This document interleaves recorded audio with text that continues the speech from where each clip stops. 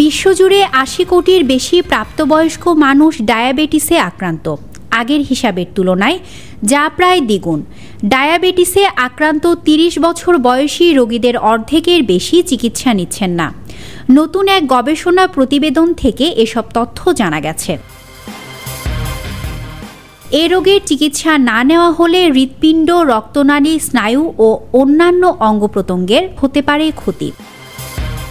Lancet সাময়িকীতে প্রকাশিত ওই গবেষণা প্রতিবেদনে বলা হয়, ২০২২ সালে বিশ্বজুড়ে ১৮ কিংবা তার বেশি বয়সীদের মধ্যে প্রায় ৮২ কোটি ৮০ লাখ ডায়াবেটিক রোগী শনাক্ত হয়েছে।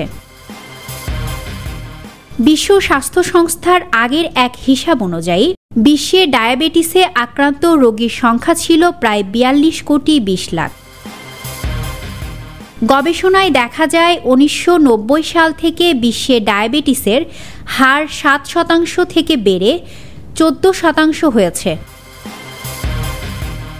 নিম্ন ও মধ্যম আয়ের দেশগুলোতে আক্রান্তদের হার বাড়ার প্রবণতা বেশি দেখা গেছে।